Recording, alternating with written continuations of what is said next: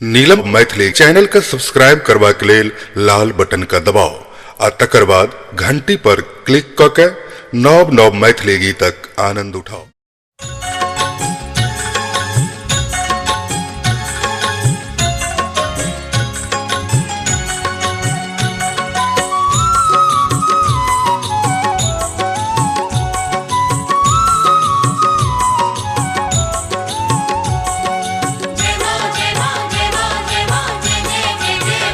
हे माँ दर्शन दे,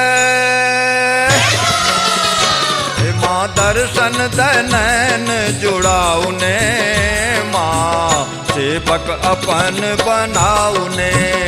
हे माँ दर्शन दे नैन जुड़ाऊ ने, माँ सेवक अपन बनाऊ ने। हम दुखिया बन ठाड़ सगरो लागे अन्हार, हम दुखिया बन ठाड़ सगरो लागे अन्हार, सगरो लागे अन्हार, सगरो लागे अन्हार। आहा मोनक अन्हार के हटाऊ ने, माँ सेवक अपन बनाऊ ने। हे माँ दर्शन दे नैन जुड़ाऊ ने, माँ सेवक अपने बनाऊ ने।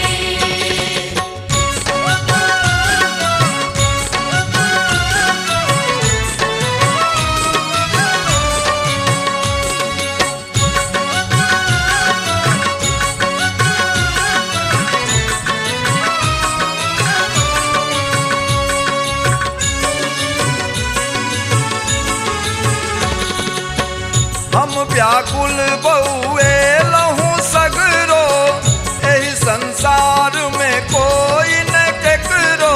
कोई न केकरो माँ, कोई न केकरो। खाली माया के बाजार कियो पौलक ने पार, खाली माया के बाजार कियो पौलक ने पार, कियो पौलक ने पार, कियो पौलक ने पार। एही माया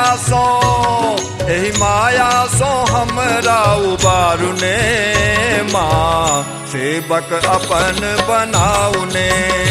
हे माँ दर्शन दे नैन जुड़ाऊ ने, माँ सेवक अपने बनाऊ ने।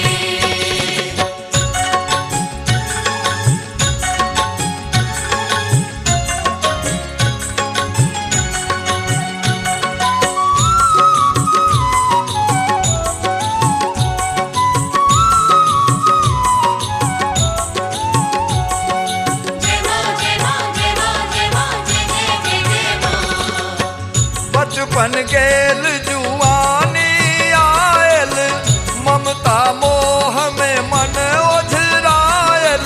मन ओझरायल माँ, मन ओझरायल। पाप कैलहूँ अनेक मुदा पुत्र अपनेक, पाप कैलहूँ अनेक मुदा पुत्र अपनेक, मुदा पुत्र अपनेक, मुदा पुत्र अपनेक।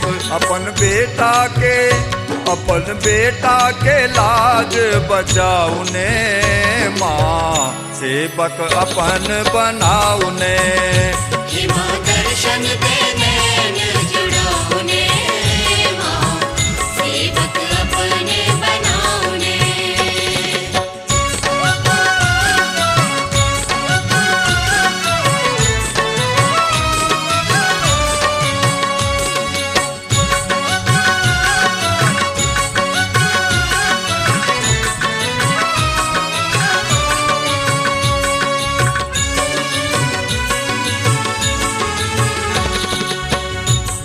कुंवर जी तोरे शरणा, माँ तारा अहाँ सब दुख हरना।